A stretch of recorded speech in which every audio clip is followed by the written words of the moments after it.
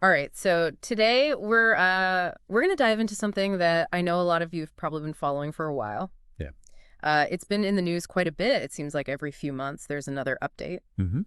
And that is all of the changes happening with traveling to Europe. Yeah, the EU. Yeah. Big changes. And specifically, we're talking about the ETIAS system. Yes.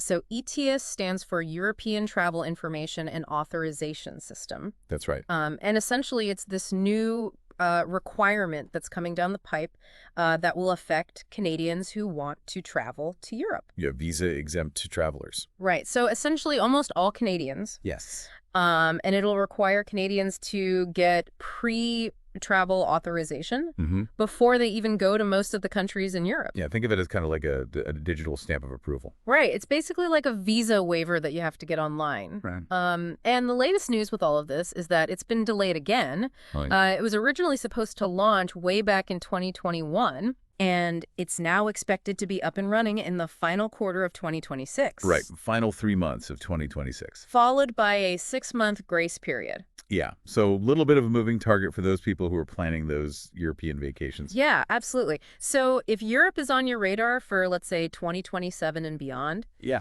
you're going to want to keep an eye on all of this because Definitely. this is when that's going to start affecting you. And it's going to be one of those things that you're going to want to make sure that you do well in advance of your trip. Right. You don't want to be stuck at the airport. Yeah, exactly. But not be able to board your plane because you don't have this authorization. You don't want to be scrambling at the last minute. Yes, exactly. So let's talk a little bit about what it's going to look like when this does finally launch. Sure. So essentially it will involve Canadians going online, Yes. filling out an application. An online application. It'll cost €7, which is about $11 Canadian. Right about that. And it will be valid for 3 years. Oh. Yeah, that's a pretty good deal. Yeah, that's not bad, especially if you're someone who goes to Europe frequently. Yeah. So walk me through the application process. Like, what is that going to actually look like? So pretty straightforward, I would say. You're going to need to provide some basic personal information. Okay. You know, things like your name, your passport details, maybe some travel information. Okay. And then, of course, you'll have to make the payment. Okay. The good news is that most applications are expected to be processed within minutes. Oh, wow. That's great. Yeah. So, you could do it even like, a few days before your trip if you wanted to. Okay.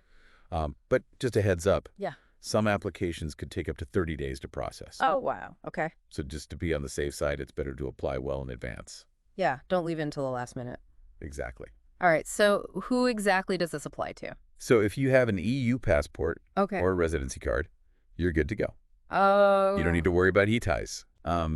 One interesting thing to note is that Ireland is actually not participating in ETIAS. It's interesting. This is because of their common travel area with the UK. Right. Yeah. So they basically have open borders between the two countries. Okay. And Ireland will continue to have its own visa rules. So that's a good distinction to make Yeah. because, most of Europe, right, we're talking about the Schengen area and all that. Exactly. But Ireland is kind of its own thing in this case. Yeah, they're doing their own thing. So for Canadians out there listening to this Yes. who are thinking about a trip to Europe or multiple trips to Europe, what's the best resource for them to stay up to date on all of this? Well, Global Affairs Canada is a great resource. Okay. They have a travel advice and advisories webpage, Okay. and they are recommending that Canadians check that page regularly for the latest updates on ETIAS. Gotcha. Things could change. The timeline could shift again. Right, exactly. Who knows? So it's always best to stay informed.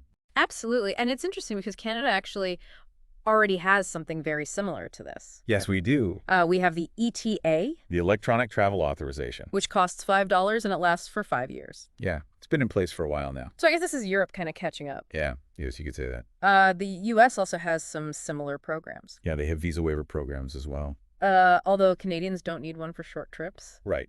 but they do need to register if they're staying longer than 30 days. Yeah, so it's becoming more and more common Mm-hmm. for countries to want to have this kind of digital information about travelers in advance. Yeah. It seems like every country wants to know exactly who's coming in and out. Exactly. So speaking of that, Europe is also rolling out a new entry and exit system. Yes, this is a big one. This will involve collecting facial images and fingerprints from most visitors entering 30 European countries. That includes non-EU members like Switzerland and Norway. Okay.